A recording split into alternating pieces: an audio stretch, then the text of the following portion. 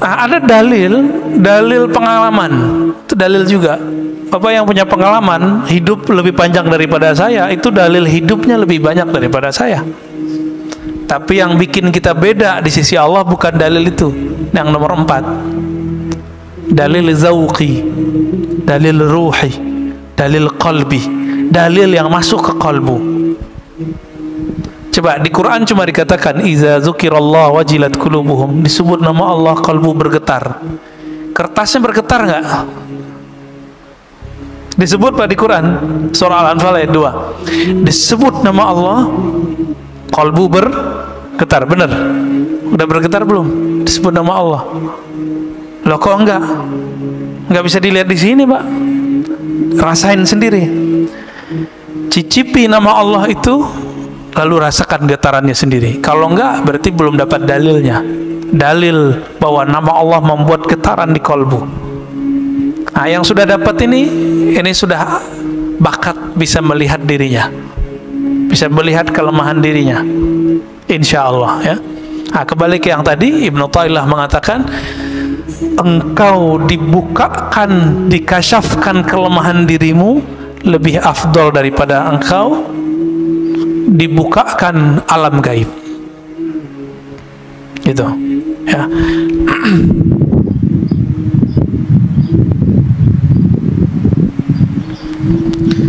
Supaya kita bisa melihat diri sendiri, gimana caranya? Supaya kita tidak terhijab oleh diri kita sendiri. Maka dalam kalam berikut beliau mengatakan, ukhruj min awsafi syariyatik, keluarlah engkau dari sifat-sifat manusiawimu. Jam segini kalau manusia sedangnya ngapain, Pak? Tidur. Nah, itu keluar dari sifat itu. Ngapain? Kalau nggak ta'lim, zikir. Kalau nggak ta'lim, zikir. Udah itu aja, Pak. Cobain zikir setiap ba'da subuh sampai sebelum terbit matahari, 40 hari aja. Itu kolbunya bercahaya itu, Pak. Hidupnya akan lebih terasa bermakna. Tapi belum pernah nyoba kan? Nah, itu masalahnya. 40 hari aja. Sayyidina Umar ada masalah 40 hari, 40 hari, 40 hari begitu. Nabi Muhammad SAW ketika beliau berkhalwat di Gua Hira, beruzlah, itu juga sama 40 hari. Nabi Yunus di perut ikan 40 hari. Nabi Adam sujud 40 hari. Semuanya 40 hari, Pak. Maka hadisnya, orang yang sholat subuh ya, man shallal fajra, orang yang salat subuh, atau ya man shalla arba'ina sabahan, yang salat 40 kali subuh ma'al imam. Di riwayat Imam Tirmizi itu ada mendapatkan takbiratul ula, mendapatkan takbir pertamanya imam. Berarti dia bukan enggak terburu-buru ya. Maka setelah 40 hari, azharallahu ya nabi al-hikmah min qalbihi ala lisani, Allah akan pancarkan dari kolbunya ada hikmah, memancar dari kolbu, tumpah ruah lewat mulutnya. Coba Pak amalkan itu, coba sekali aja deh. Seumur hidup masa nggak mau nyoba ya. Oleh Nabi Muhammad SAW ketika beliau hidup sudah diringkas jadi 10 hari, 10 hari setiap Ramadan.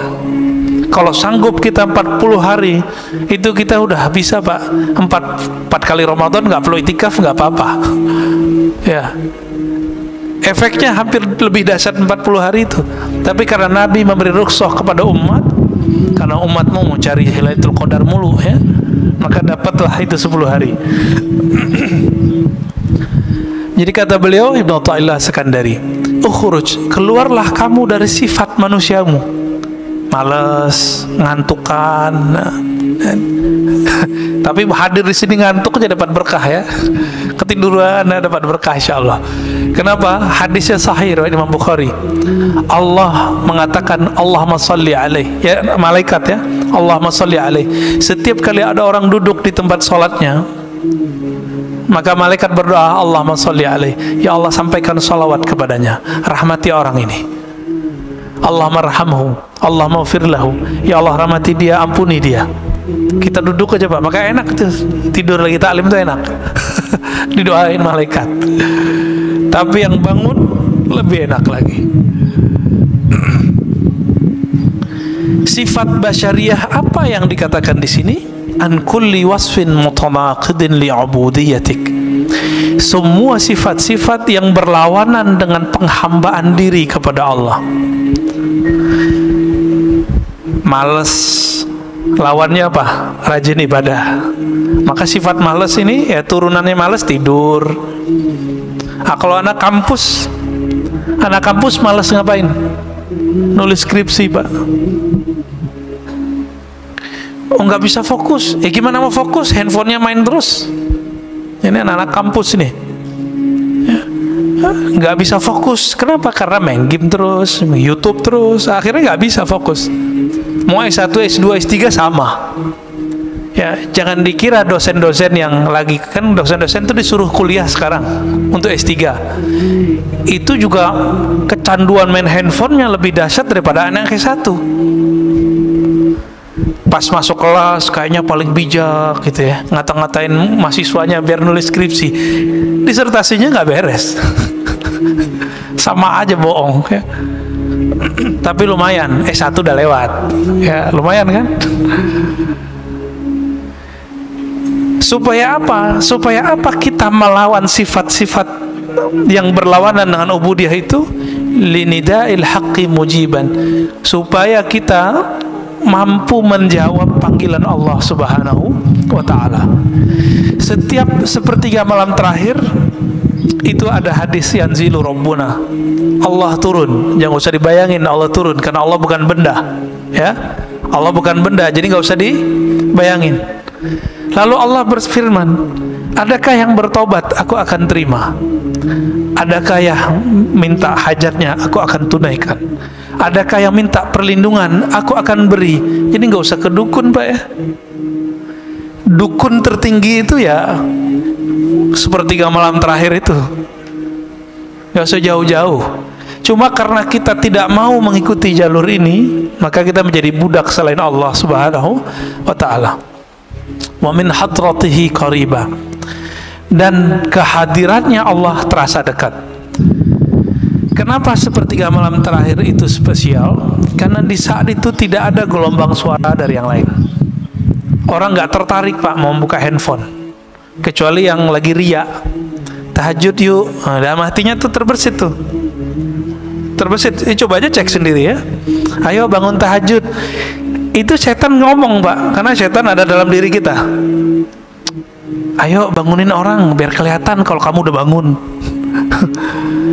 Terbersit tuh, hati-hati ya. Maka sebelum pasang-pasang status baca ta'awuz dulu. A'udzubillahi minasyaitonirrajim. Aku berlindung dari setan yang terkutuk. Baru Pak bangunin orang. Main bangunin aja ya. Belum juga sholat, baru bangun doang ya. Nah, ini saya lihat di grup-grup WA lagi ramai itu Pak ya, terutama yang baru-baru gabung, yang reuni-reuni ya, grup-grup